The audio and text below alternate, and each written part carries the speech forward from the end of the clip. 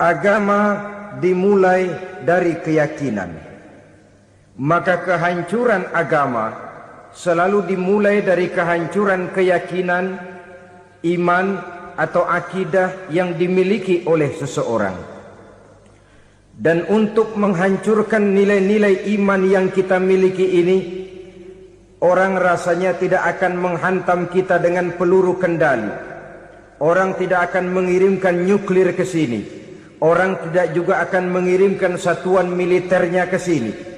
Untuk menghancurkan nilai-nilai iman, dibanjiri kita dengan paham-paham yang merusak dan mendangkalkan akidah.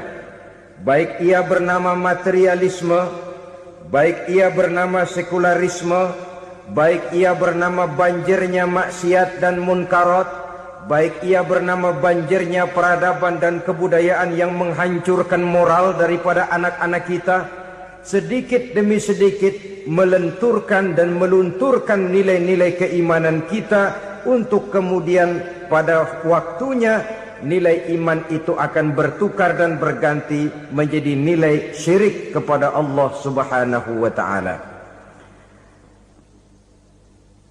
Atau pada sisi lain, menjadikan yang selain Allah sebagai tujuan akhir daripada kehidupan kita. Sedangkan kita sama-sama maklum bahwa di dalam pandangan agama Islam, dosa yang tidak berampun, dosa yang terbesar, termasuk dalam kategori bapak moyangnya dosa, tidak lain adalah syirik, yakni menyekutukan Allah Subhanahu wa ta'ala. Pola penghancuran iman ini memang berstrategi. Ditawarkan kita kepada paham materialisme, paham kebendaan, di mana otak menempati urutan sebagai ranking pertama, Tuhan jatuh pada urutan kedua. Lalu menyusul kepada paham sekularisme, Allah dipisahkan dari seluruh kegiatan hidup ini, untuk pada gilirannya menjadikan yang selain Allah sebagai tujuan akhir daripada seluruh kegiatan hidup kita. Oleh karenanya, kewajiban menjaga nilai-nilai iman ini merupakan kewajiban yang mulia tetapi berat, tidak hanya untuk kita, tetapi juga bagaimana mewariskannya kepada anak-anak kita, generasi yang akan datang. Orang-orang tua bijaksana yang diceritakan di dalam Al-Quran, kalau sudah berpikir tentang anak-anaknya, pertanyaan yang paling mereka risaukan ialah, ma ta'buduna min ba'di. Anakku, kalau pada satu saat aku, ayahmu sudah tidak ada lagi di dunia ini, meninggalkan kamu semua, ma ta'buduna min ba'di, apa yang akan kamu sembah nak? Jikalau sekarang ayahmu masih mau ke masjid, masih mau melakukan rukuk dan sujud, masih beribadah menyembah Allah Subhanahu wa ta'ala, kalau orang tuamu sudah tidak ada, ma ta'buduna min ba'di, masihkah engkau mau datang ke masjid? Masihkah engkau mau rukuk dan sujud? Masihkah engkau mau menyembah Allah Subhanahu wa ta'ala? Pertanyaan ini yang dipikirkan oleh Nabi Yakub kepada putra-putranya. Pertanyaan ini yang diteruskan oleh Nabi Ibrahim kepada anak-anaknya. Pertanyaan ini yang diwariskan oleh generasi ulama salafus saleh kepada para generasi berikutnya. Bagaimana kita generasi sekarang? Kita orang-orang tua sekarang bukan berfikir ma ta'buduna min ba'di, malah yang kita fikirkan ma ta'kuluna min ba'di. Kalau bapak tidak ada nanti kamu makan apa nak? Perkara kamu nyembah apa? Urusan nomor 18. Yang penting kamu nanti hidup bisa makan nak. Maka kita sibuk mewariskan harta kepada anak-anak kita. Kita sibuk mewariskan kebun dan tanah kepada anak-anak kita. Kita sibuk mewariskan pabrik kepada anak-anak kita, sementara kita lupa mewariskan intan yang paling mahal, mewariskan mutiara yang paling berharga, yaitu nilai iman kepada Allah Subhanahu wa ta'ala. Alangkah baiknya apabila warisan harta, warisan tanah dan kebun, warisan rumah dan pabrik didasari lebih dahulu dengan mewariskan nilai iman kepada Allah Subhanahu wa taala. Sebagai orang-orang tua, kita boleh bersedih kalau anak kita tidak mengerti komputer. Kita boleh bersedih kalau anak kita tidak mengerti matematika. Kita boleh bersedih kalau anak kita tidak mengerti bahasa Inggris. Tapi sewajarnya lebih bersedihlah kita orang tua jikalau mempunyai anak yang tidak kenal Allah sebagai Tuhannya, yang kemudian tidak mau rukuk dan sujud kepada Allah Tuhannya. Itulah kemalangan yang paling malang bila kita meninggalkan generasi yang tidak bertauhid kepada Allah Subhanahu wa taala.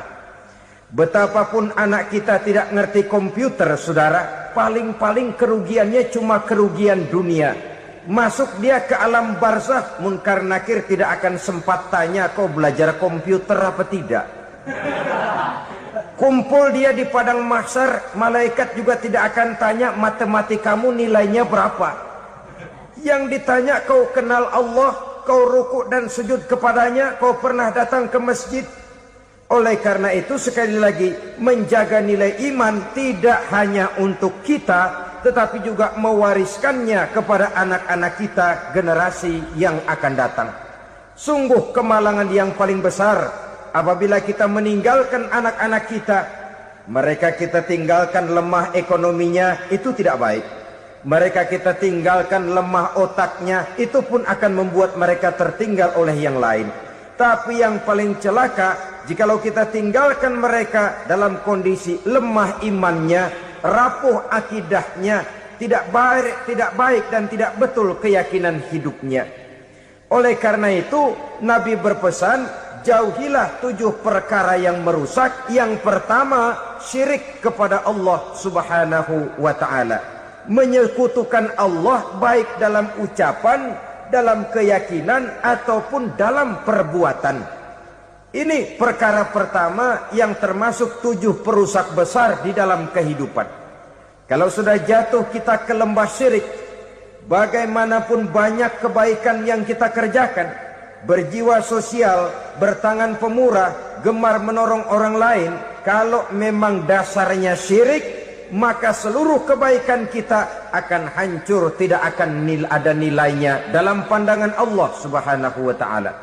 Dalam pandangan manusia, mungkin kita dicatat sebagai orang sosial, gemar menolong orang lain, tidak berpangku tangan melihat orang yang mendapat kesulitan, tapi oleh karena dasarnya syirik, dasarnya tidak mentauhidkan Allah, maka seluruh nilai kebaikan yang kita kerjakan tidak akan ada nilainya dalam pandangan Allah Subhanahu wa taala. Maka jagalah iman kita jangan sampai dihinggapi penyakit syirik yang bagaimana kecilnya sekalipun.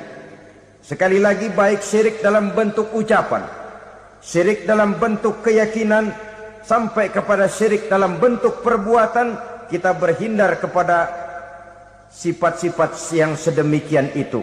Karena apa? Dalam satu ayat Quran Allah Subhanahu wa taala menjelaskan, innallaha la yaghfiru ayyushraka bih wa yaghfiru ma duna dzalika liman yasha. Allah tidak akan memberi ampun kepada orang-orang yang menyekutukannya, tapi Allah masih mau memberikan ampun kepada dosa-dosa yang selain itu bagi orang-orang yang dikehendakinya. Dosa selain syirik, apabila kita bertaubat, Allah masih mau mengampuni. Tapi kalau sudah jatuh ke tempat syirik, itu sudah dosa yang tidak berampun. Taubatnya tidak lain melepas syirik, kembali kepada tauhid, berkeyakinan bahwa hanya ada Allah Subhanahu wa taala, Tuhan satu-satunya yang lam yalid wa lam yulad wa lam yakul lahu kufuwan ahad.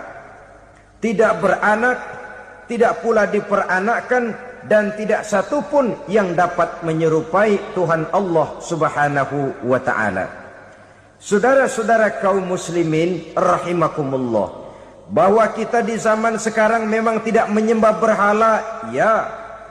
Bahwa kita tidak berterang-terangan mengatakan Tuhan lebih dari satu, memang. Bahwa kita tidak berkeyakinan Tuhan itu punya anak atau diperanakkan, tentu. tapi dalam perbuatan dan i'tiqad kita kadang-kadang jatuh tanpa kita sadari ke tempat yang bernama syirik ini.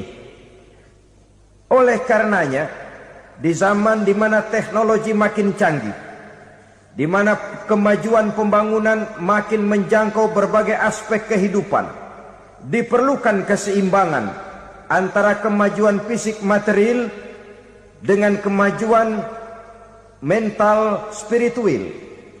Apabila tidak ada keseimbangan, yang terwujud tentulah kepincangan, yang diawali dengan pincangnya cara kita berpikir, sehingga pada akhirnya akan mengarah kepada pincangnya cara kita berbuat dan bertindak di dalam kehidupan kita.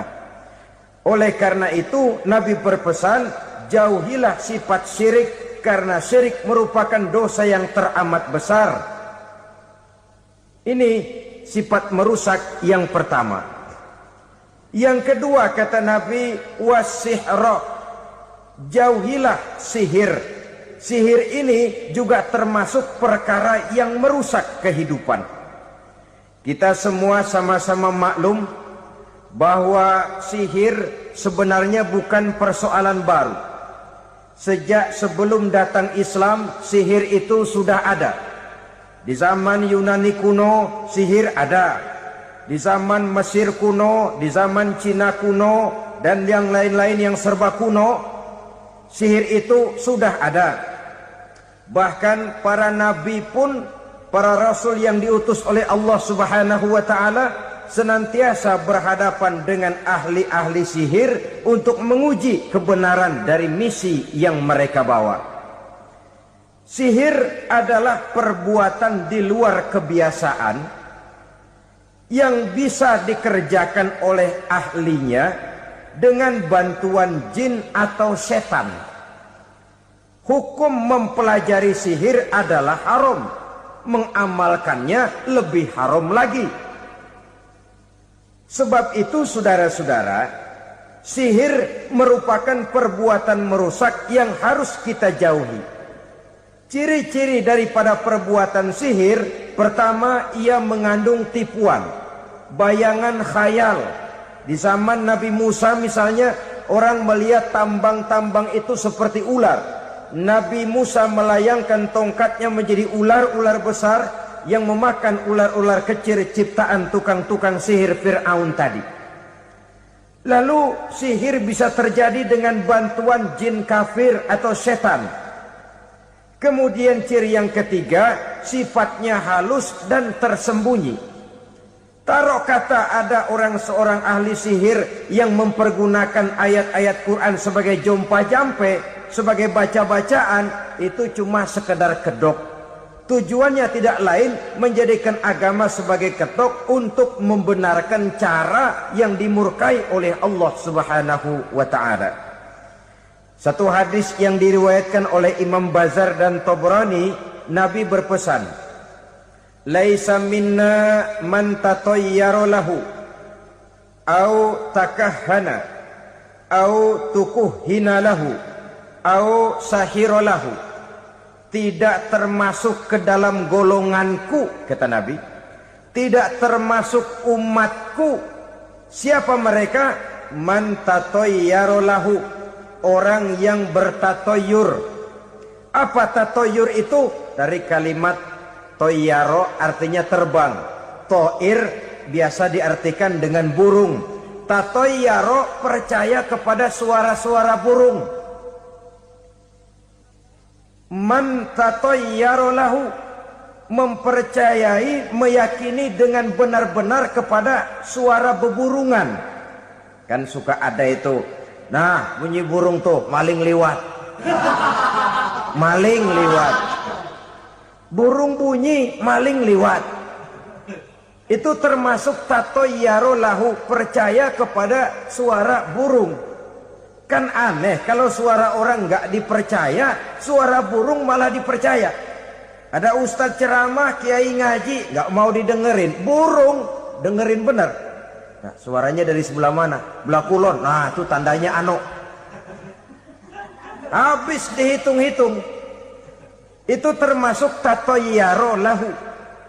Au takahana, atau bertenung, au tukuhina atau minta ditenungkan, au sahirolahu atau melakukan perbuatan sihir atau minta disihirkan. Laisa minna, tidak termasuk ke dalam golonganku, kata Nabi. Sehingga dengan demikian saudara-saudara, menghadapi sihir dengan sihir sekalipun termasuk perbuatan yang tidak diajarkan oleh agama. Kita kan mempelajari sihir untuk jaga diri, tidak apa-apa. Yang dilarang mengamalkannya, dilarang juga mempelajarinya. Sebab orang kalau sudah mengetahui, biasanya lalu terangsang untuk mencoba. Kalau percobaannya berhasil, biasanya terangsang untuk coba lagi dan coba lagi. Pada akhirnya ketagihan, lalu beralih menjadi profesi, apalagi itu nanti bisa mendatangkan hasil uang. Saudara-saudara kaum muslimin rahimakumullah, kita manusia makhluk nyata, kita hidup di alam nyata, terikat oleh sunnatullah, causality. Oleh karenanya bagi kita keyakinan yang penuh, keikhlasan di dalam bertuhankan Allah, penyerahan diri sepenuhnya hanya kepadanya, itu sudah merupakan obat penangkal yang sangat ampuh agar kita tidak terkena penyakit-penyakit yang dibuat oleh setan dan para pembantunya. Sehingga beberapa ayat Quran mengajarkan, misalnya a'udzu bikalimatillahi tammati min syarri ma khalaq, atau bismillazi la yadurru ma'asmihi syai'un fil ardi wala fis sama', dengan menyebut nama Allah yang tidak bisa mendatangkan bahaya sedikit pun, dari baik yang datang dari langit maupun yang datang dari bumi. Jiwa yang kosong dari keyakinan yang penuh kepada Allah, jiwa yang penuh was-was dan ragu-ragu, itu yang mudah terserang oleh penyakit-penyakit yang dikerjakan oleh para tukang-tukang sihir, yaitu oleh setan dan seluruh para pembantunya. Kemudian hadis kedua yang diriwayatkan oleh Imam Ibnu Hibban, Nabi bersabda, la yadkhulul jannata mudminu khamrin wala mu'minu bisihrin wala qati'u rahmin. Tidak masuk surga. Ini Nabi yang bilang, tidak masuk surga. Siapa itu? Pertama, mudminu khamrin, orang yang berkekalan dalam mabuk. Selalu mudminun itu sudah menjadi perbuatan rutinnya, tidak kapok-kapoknya, teler seumur hidup. Mudminu khamrin, tidak masuk surga orang yang selalu bermabuk-mabukan. Yang kedua, wala mu'minu bisihrin, orang mukmin tapi main sihir. Ini juga oleh Nabi diperingatkan, tidak akan masuk surga orang mukmin tapi suka main sihir. Wala qati'u rahmin, dan tidak juga orang yang memutuskan silaturahmi. Tiga macam manusia yang diperingatkan Nabi tidak akan masuk surga: orang yang selalu mabuk, orang mukmin yang main sihir, dan orang yang memutuskan silaturahmi. Saudara-saudara kaum muslimin rahimakumullah. Lalu orang berkata, kenapa dilarang kita bersihir padahal Rasul sendiri kan punya mukjizat? Nah, kita memang harus membedakan antara mukjizat dengan sihir. Dalam kehidupan agama kita kenal ada yang namanya mukjizat, ada yang namanya karomah atau keramat biasa diucapkan, ada yang namanya maunah, ada yang namanya irhas, ada juga yang namanya sihir. Kesemuanya ini berbeda, saudara-saudara. Yang dinamakan mukjizat itu khusus untuk para rasul saja. Satu kejadian luar biasa yang terjadi dilakukan oleh Rasul atas izin dari Allah Subhanahu wa ta'ala. Perbedaannya dengan sihir jelas. Sihir dari setan, mukjizat dari Allah. Sihir bisa dipelajari, mukjizat tidak. Sihir umumnya untuk maksud-maksud yang tidak baik, sedangkan mukjizat untuk memperkuat kebenaran yang disampaikan oleh para rasul dan ditentang oleh umatnya.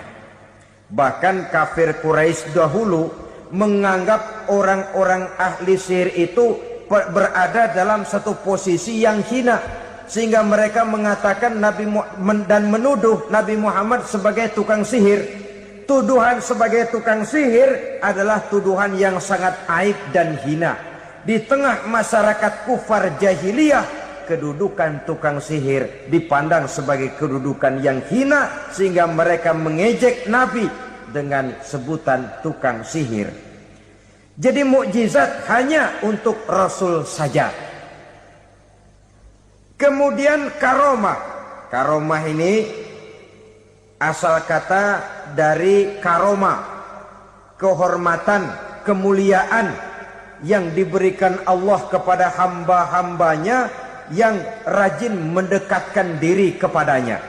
Oleh karena ketekunannya melaksanakan ibadah, Allah memberikan keistimewaan kepada orang itu, yang dengan keistimewaannya dia bisa mengerjakan yang tidak bisa dikerjakan oleh orang lain. Karomah hanya bisa dicapai dengan prestasi ibadah. Kalau sihir, mau ibadah apa enggak, asal dia belajar, bersatu dan berteman dengan setan, memenuhi persyaratan-persyaratan setan, biasanya lalu bisa. Sedangkan karomah tidak mungkin terwujud tanpa orang mendekatkan diri sedekat-dekatnya kepada Allah Subhanahu wa ta'ala. Maka kita lihat biasanya orang-orang yang punya ilmu sihir, mukanya rata-rata nggak enak dilihat. Kumuh, jauh dari air wudhu, jauh dari sujud kepada Allah, malah berteman dengan setan, menjadi pelayan-pelayannya setan. Saudara-saudara, adapun maunah, keistimewaan yang diberikan Allah kepada hamba-hambanya yang belum sampai kepada tingkat wali, tapi orang itu lebih banyak kebaikannya daripada kesalahannya. Umpamanya, saudara jalan bertiga di pinggir jalan, saudara ada pada posisi di tengah, lalu bertiga ini ketabrak mobil. Menurut perhitungan saudara mati lebih dahulu.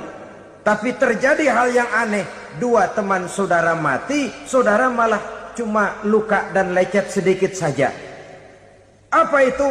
Kalau kita lebih banyak kebaikannya daripada kesalahannya, itu yang dinamakan maunah, pertolongan yang diberikan Allah kepada hamba-hambanya yang lebih banyak kebaikannya daripada kesalahannya. Sedangkan yang dinamakan irhas, kejadian luar biasa pada diri seseorang pada waktu dia masih kecil, yang menunjukkan tanda-tanda keistimewaannya. Itu umumnya pada para nabi pada usia kecilnya sudah ada irhas, tanda-tanda istimewa. Jelas baik mukjizat, karomah, maunah maupun irhas berbeda dengan sihir. Sihir ini jelas saja merupakan bantuan dan persekutuan antara manusia dengan setan. Padahal setan, kata Allah dalam Al-Quran, innahu lakum aduwwum mubin, sesungguhnya setan bagi kamu adalah musuh yang sangat jelas. Saudara-saudara kaum muslimin rahimakumullah, di zaman sekarang dalam menghadapi beban kehidupan yang makin pelik, menghadapi stres yang tidak kunjung selesai, menghadapi persoalan-persoalan yang teramat berat, orang sering mencari jalan keluar kepada hal-hal yang menurut pendapatnya bisa meringankan beban moralnya itu.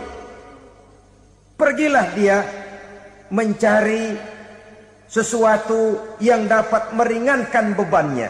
Dan tidak jarang yang jatuh ke pangkuan tukang-tukang tenung, ke pangkuan tukang-tukang sihir, yang mereka itu oleh Quran dijelaskan kadzabal munajjimun walau sodaku.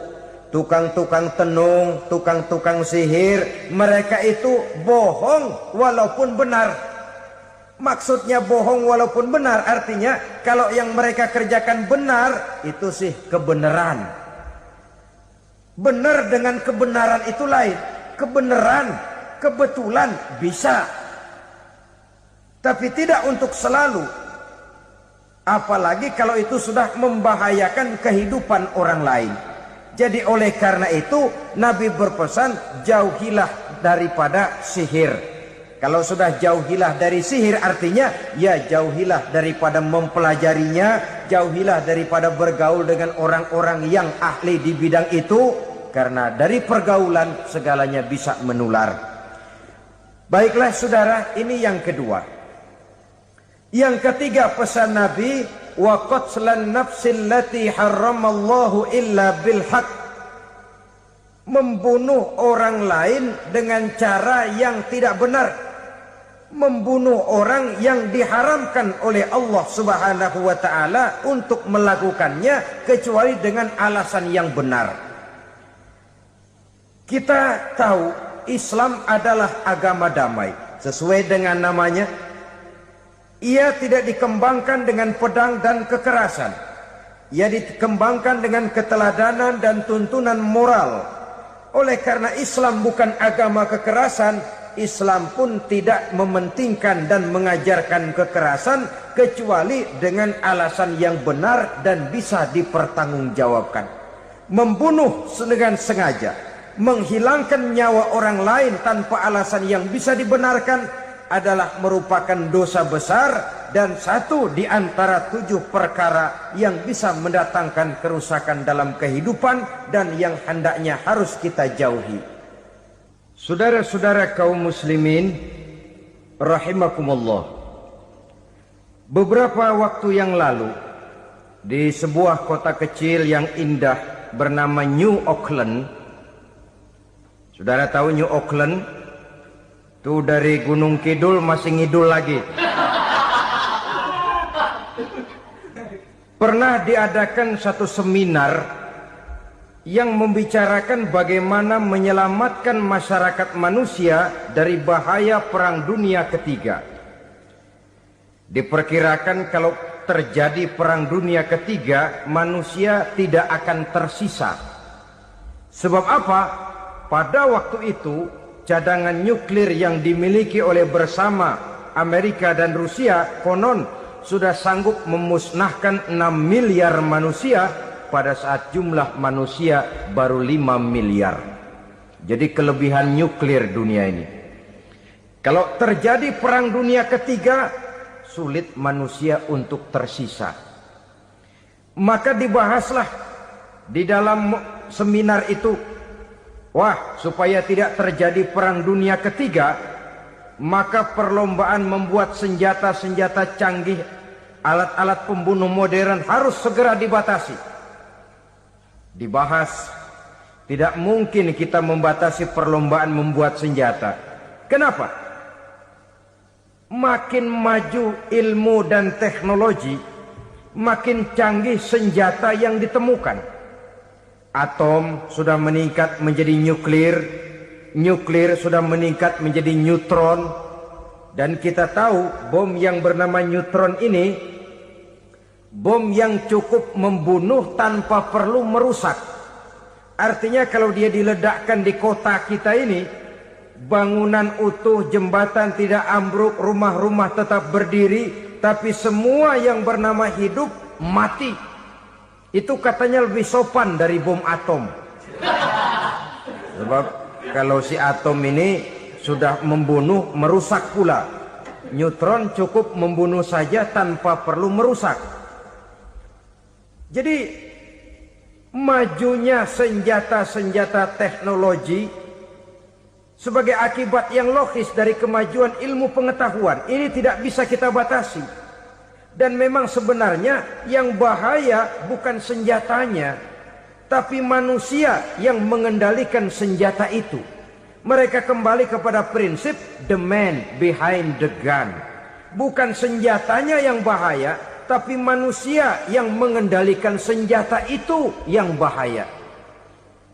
Walaupun senjatanya modern, katakanlah model M16 umpamanya, kalau yang mengendalikannya orang beriman, insya Allah aman. Tapi biar megang cuma senapan angin, kalau yang megang orang brutal, ngeri kita deket-deket. Apalagi kalau memang bukan ahlinya menggunakan senjata, bisa ngeker kaki kena jidat.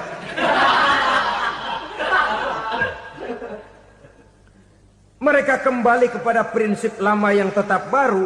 Bukan senjatanya yang harus dibatasi, manusia yang mengendalikan senjata itu yang perlu dibicarakan. Nah, kalau begitu, agar manusia tidak mempergunakan senjata sewenang-wenang, apa yang harus kita lakukan? Ya, manusianya harus bermoral. Ya, tapi moral yang mana? Di dunia ini banyak ajaran tentang moral. Itu pun mudah saja. Di sini kan kita undang saja ahli dari berbagai agama untuk membicarakan konsep perdamaian menurut agamanya masing-masing. Baik, setuju itu? Setuju. Maka tampillah para ahli agama, mereka kembali kepada prinsip moral daripada konsep yang terkandung di dalam ajaran agama untuk menegakkan perdamaian. Mula-mula naiklah ahli dari agama Hindu, dibacakan konsep perdamaian menurut ajaran agama Hindu, bahwa untuk damai manusia harus meninggalkan nafsu keduniaannya, menempuh samsara dan sebagainya untuk mencapai nirwana, menjauhi kemegahan dan kemewahan dunia. Ini lalu dibahas, rasanya juga tidak mungkin ini. Kemudian dari agama Nasrani, bahwa untuk damai manusia harus menciptakan sifat kasih sayang. Kalau ditampar pipi kiri, berikan pipi yang kanan. Kalau diberikan selendang, berikan baju. Nanti orang kasihan, lalu dia tidak akan nampar lagi. Ketika ini dibahas, ternyata rasanya pun tidak mungkin bisa diterima. Karena apa? Di zaman sekarang orang ditampar pipi kiri, dikasih pipi kanan. Bukan kasihan, gemes. Damai belum tentu, bonyok udah jelas. Lalu ketika dibacakan konsep perdamaian menurut Quran, di mana disampaikan ayat wa jazaa'u sayyi'atin sayyi'atun misluha faman afa wa aslaha fa ajruhu 'ala Allah. Balasan terhadap satu kejahatan adalah kejahatan yang seimbang, tetapi barang siapa yang memberi maaf dan mencari jalan damai, itulah yang terbaik dan akan mendapat pahala dari Allah Subhanahu wa ta'ala. Kamu tidak salah ditampar pipi kirimu, tampar lagi pipi kirinya sekeras dia menampar pipi kirimu. Nanti orang tidak mau menampar kita karena dia tahu kalau dia tampar kita, dia akan menderita tamparan sekeras dia menampar kita. Akan terjadilah prinsip saling hormat menghormati, tidak saling ganggu, tidak saling usil, tidak saling jahil. Atas dasar ini perdamaian bisa ditegakkan. Mereka bisa menerima konsep ini, tapi kemudian seminar ditutup tanpa satu keputusan resmi. Kenapa? Terus terang mereka kagum dengan konsep Islam, tapi sentimen lama terhadap nilai-nilai Islam telah menutup mata mereka untuk menerima kebenaran dari ajaran Al-Quranul Karim. Saudara-saudara kaum muslimin rahimakumullah, kembali kita kepada persoalan pokok. Roh adalah dari Allah. Dia akan kembali kepada Allah, milik mutlak dari Allah. Tidak pantas kita merampasnya dari orang lain. Tidak wajar kita menghilangkannya tanpa alasan yang dibenarkan oleh agama. Di zaman sekarang, akibat persaingan hidup yang makin tajam, lapangan kerja yang makin sulit, tensi ekonomi yang makin tinggi, atau karena nilai moral yang makin rendah, atau juga karena rapuhnya pegangan orang kepada agama, nyawa rasanya sudah sedemikian murahnya. Berbagai kasus membuat berdiri bulu roma kita. Ada mayit, ada manusia dipotong 6, dicincang macam kambing. Ada yang dipotong 5, ada yang dipotong 13, dikardusin, dibuang ke tempat sampah. Inna lillahi wa inna ilaihi raji'un. Gejala apa ini? Kanibalisme. Manusia sudah demikian sadisnya, manusia sudah sedemikian buasnya, sehingga sesama manusia diperlakukan seperti hewan. Padahal hewan sendiri belum pernah macan makan macan, bagaimanapun buasnya macan. Belum pernah serigala memakan serigala, bagaimanapun brutalnya serigala. Tetapi manusia makan manusia di zaman sekarang kadang jadi kenyataan dalam kehidupan kita. Kadang persoalannya remeh saja. Soal uang 200 perak, pisau bicara, nyawa melayang. Soal rokok sebatang, celurit bicara, nyawa melayang. Soal-soal yang sama sekali tidak prinsip, begitu mudah kita menghilangkan nyawa orang lain. Padahal Nabi pernah memperingatkan, apabila dua orang muslim sudah berkelahi dan berbunuh-bunuhan, al-qatil wal maktul finnar, yang membunuh dan yang terbunuh dua-duanya neraka. Sahabat heran, ya Rasul, kalau yang terbunuh, kalau yang membunuh masuk neraka itu sih wajar, tapi yang terbunuh kenapa neraka juga? Beliau menjawab, dua-duanya sudah punya niat untuk saling membunuh. Niatnya itu yang diponten. Yang terbunuh cuman lagi apes aja, keduluan dia.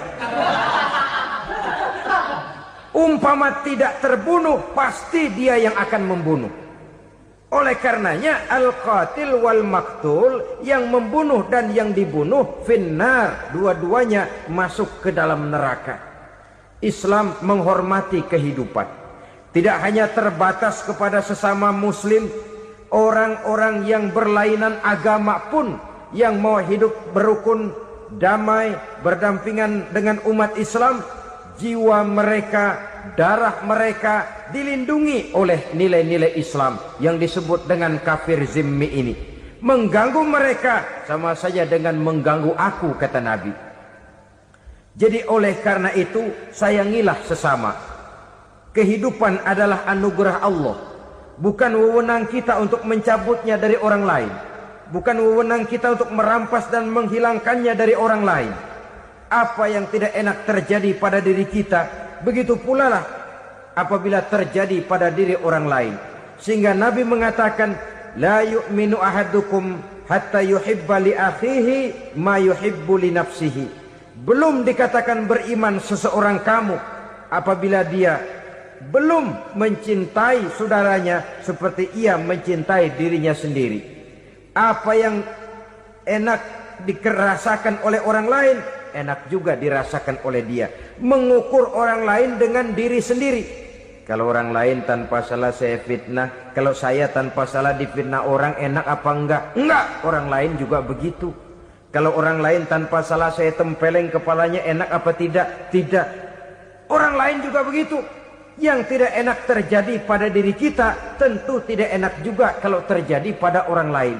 Mengukur orang lain dengan diri sendiri, sehingga tidak timbul sifat egois, tidak menari di atas bangkai orang lain, tidak mendirikan kebahagiaan di atas untayan air mata orang lain. Sehingga dengan demikian saudara-saudara, dia bisa menghormati kehidupan, menghormati orang lain sebagaimana dia ingin dihormati.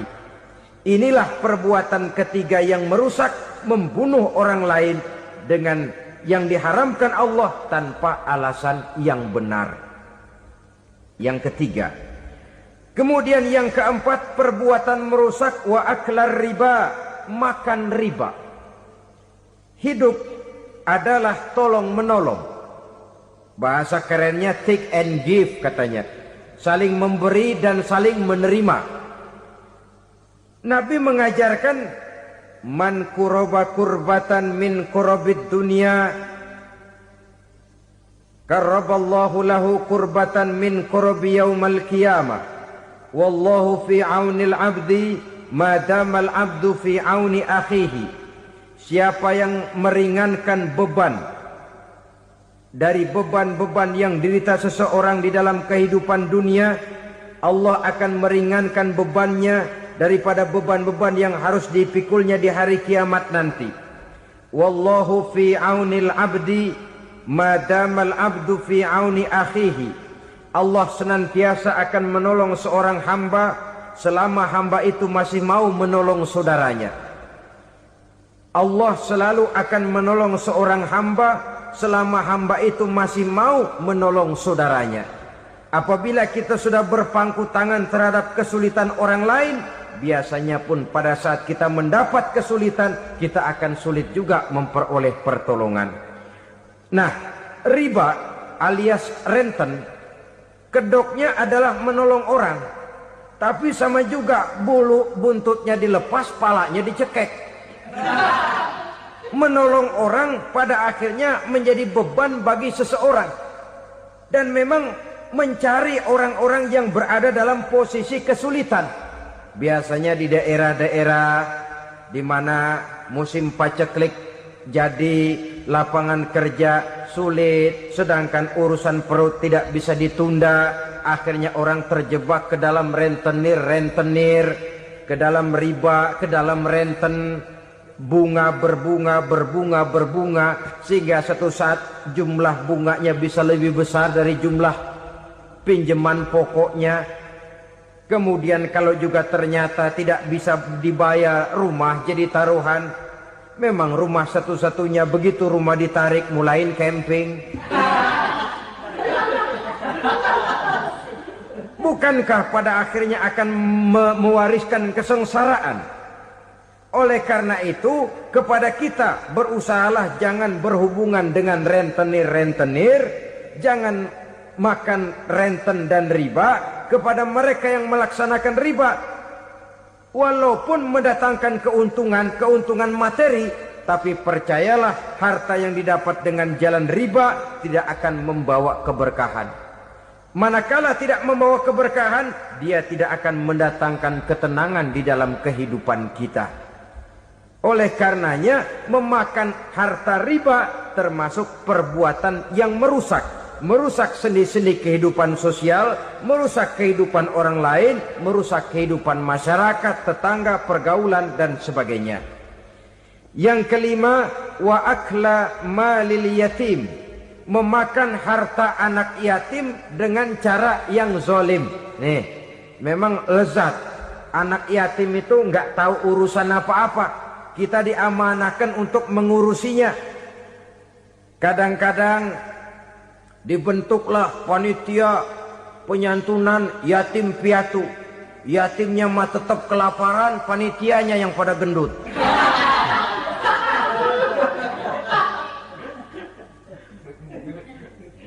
Padahal memakan harta anak yatim termasuk perbuatan dosa besar. Dan menjantuni yatim merupakan perbuatan mulia. Nabi mengatakan, ana wa kafilul yatim kahataini yaumal qiyamah. Aku dan orang-orang yang menyantuni anak yatim seperti dua jari ini pada hari kiamat nanti. Dekat sekali. Jikalau ingin di hari akhir nanti dekat dengan Rasul, bersahabatlah dengan anak-anak yatim. Jadilah pengurus anak-anak yatim. Bangunlah panti-panti asuhan yatim. Pada saat bapak ibunya meninggal, kitalah yang menjadi orang tuanya. Bahkan sedemikian besar perhatian Islam terhadap anak-anak yatim ini, sehingga Quran memberikan peringatan, ara'aital ladzi yukadzibu biddin fadzalikal ladzi yad'ul yatim wa la yahuddu ala ta'amil miskin. Tahukah kamu siapa orang yang mendustakan agama? Beragama tapi dianggap dusta, solatnya dusta, puasanya dusta, karena agamanya sudah berdusta. Siapa mereka? Fazalikal ladzi yad'ul yatim, orang yang menyia-nyiakan anak yatim. Wala yahuddu ala ta'amil miskin, dan tidak pernah memberi makan kepada orang-orang yang menderita kemiskinan. Menyia-nyiakan, meninggalkan anak yatim termasuk perbuatan yang divonis kita sebagai orang yang mendustakan agama. Saudara-saudara kaum muslimin rahimakumullah, maka sangat dicela mengeksploitir anak-anak yatim, menjadikan mereka sebagai kedok untuk mencari kekayaan pribadi. Tetapi jikalau ikhlas, ganjarannya sangat besar. nilai pahalanya sangat besar. Menyantuni yatim tidak hanya setahun sekali. Kalau Muharram pakai istilah lebaran yatim. Dibentuklah panitia, diberilah beras, uang 4-5 ribu rupiah, alhamdulillah. Tapi jangan lupa, si yatim tidak hidup cuma satu hari. Dia tidak hidup cuma di bulan Muharram saja. Dia hidup 12 bulan dalam setahun. Sebagaimana anak-anak yang lain, dia juga berhak punya masa depan. Dia juga berhak menikmati bangku sekolah. Dia berhak mengenyam arti dan makna pendidikan. Dia berhak membekali diri dengan ilmu dan pengetahuan. Seperti halnya anak-anak yang lain. Maka kita yang diberikan keluasan oleh Allah, ingatlah itu. Bersahabatlah dengan anak-anak yatim. Santuni mereka. Perkara setahun sekali di bulan Muharram, alhamdulillah, itu bagus, bin Thayyib alias baik. Tapi tentu dan tentu sekali lagi, si yatim tidak hanya hidup di bulan Muharram. Dia hidup 12 bulan dalam setahun, 24 jam di dalam sehari. Oleh karenanya, menyia-nyiakan mereka pada saat posisi kita memang mampu, akan memojokkan kita dalam satu posisi di mana kita dianggap sebagai orang yang mendustakan agama. Memakan harta anak yatim dengan cara yang zolim. Bapaknya udah meninggal, kebunnya lebar, anaknya dikelecehin. Nah, dah kamu gak usah pusing, nanti saya yang ngurus. Akhirnya bukan ngurus, nguras. Si yatim mungkin tidak tahu bahwa dia disia-siakan, haknya diambil, miliknya dizolimi. Tapi Allah yang akan membalasnya dengan seadil-adilnya. Maka makan harta anak yatim biasanya balasannya tokcer bin paten. Nggak banyak selang tempo itu, nggak percaya cobain dah. Nyobain aja kan nggak bayar, umpama. Memakan harta anak yatim dengan cara yang zolim, ganjarannya biasanya kontan. Kenapa? Ratapan si miskin, untayan air matanya, jeritan kepedihan hatinya, membuka pintu langit, permohonannya diijabah, getaran hatinya didengarkan oleh Allah. Maka balasannya biasanya kontan, spontan, tidak menunggu waktu terlalu lama. Itu di dunia, belum lagi di akhirat nanti. Bukankah dalam riwayat Mi'raj diceritakan Nabi melihat di neraka itu orang perutnya sebesar rumah. La haula wa la quwata. Itu perut kayak rumah, bagaimana jalannya tuh orang. Dan memang gak jalan, diseret-seret oleh malaikat di neraka itu. Hancur perutnya, amburadul itu perut. Berantakan isinya, dibulatkan lagi, diseret lagi, hancur lagi, dibulatkan lagi. Sampai Nabi tanya, orang itu begitu berat siksanya kenapa ya Jibril? Itu Muhammad, waktu di dunia dulu rakus banget makan harta anak yatim. Begitu vonisnya, begitu menyedihkan nasibnya di akhirat. Tapi di dunia pun ketidakberkahan itu sudah membayangi kehidupannya. Oleh karena itu, kepada saudara-saudara yang mendapat titipan anak yatim, berbahagialah, karena semulia-mulia rumah adalah rumah yang di dalamnya ada anak yatim yang disantuni. Sehina-hina rumah adalah rumah di mana di dalamnya ada anak yatim yang disia-siakan. Begitu kata Nabi kita. Rumah yang paling mulia dalam pandangan Allah, rumah yang di dalamnya ada anak yatim yang disantuni. Rumah yang paling hina dalam pandangan Allah, rumah yang di dalamnya ada anak yatim yang nasibnya disia-siakan. Berbahagialah saudara apabila menjadi penyantun anak-anak yatim, pelindung mereka, sehingga mereka mempunyai masa depan sebagaimana anak-anak lainnya. Rasulullah sendiri sedemikian peka terhadap keadaan anak-anak yatim karena beliau sendiri memang mengalami. Umur 6 bulan dalam kandungan ibu, beliau sudah ditinggalkan oleh ayahnya. Pada saat berusia 6 tahun, ibu sudah meninggal. yatim piatu dalam usia di mana beliau sedang perlu belas kasih seorang ibu dan pengertian seorang bapak. Kepekaan itu lalu timbul, bahkan kemudian sampai kepada beliau berkata, aku dan orang yang menyantuni anak yatim seperti jari tengah dan jari telunjuk di hari akhirat nanti. Sedemikian dekatnya. Baiklah ya, jadi yang kelima, memakan harta anak yatim. Jauhi karena ini perbuatan yang merusak. Yang keenam, watawalli yaumaz zahfi, melarikan diri pada hari pertempuran. Apa ini? Khianat. Tidak konsekuen dengan konsep perjuangan. Pada mulanya keras benar teriak, berantas korupsi, ganyang korupsi. Cuma karena belum dapat giliran. Begitu dia naik dapat kesempatan, korupsinya lebih edan dari yang diteriakinya. Ini termasuk tawalli yaumaz zahfi, berpaling pada hari peperangan. Di saat menghadapi musuh, kalau belum kelihatan musuh, teriaknya nyaring bener. Jangan takut demi kebenaran sampai titik darah yang paling penghabisan. Musuh belum kelihatan. Begitu musuh sudah kelihatan, paling dulu lari ke belakang.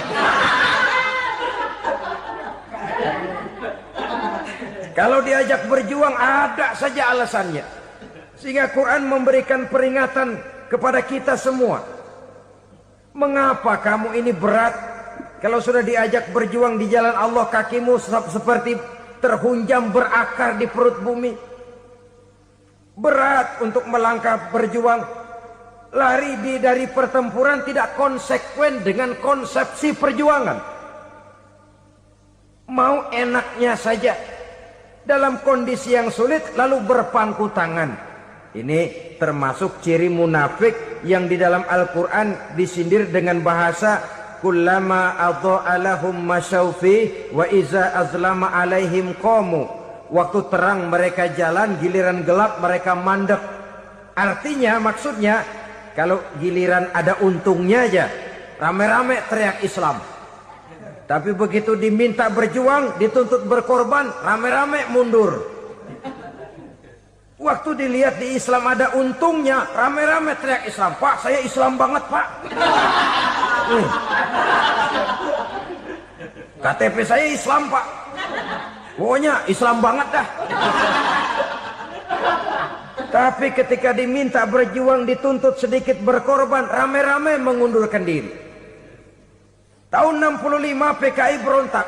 Waduh, waktu itu jadi orang Islam untung itu. Nggak dikejar-kejar, aman. Masjid rame, mobil-mobil mewah parkir di depan musola dan masjid. Kenapa? Waktu itu asal udah ke masjid aman. Islam selamat, untung. Tapi begitu keadaan aman, yang parkir di musola peda butut melulu.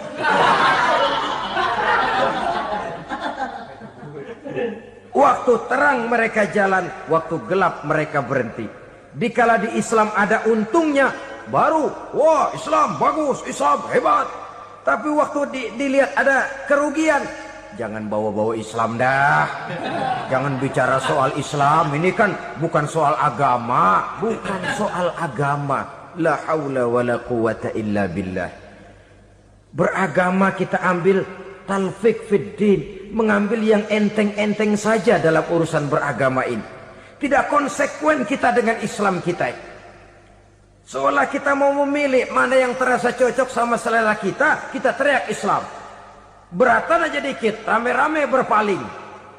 Itu termasuk tawalli yaumaz zahfi. Para pengkhianat, mental-mental hipokrit yang tidak mau konsekuen menghadapi segala bahaya.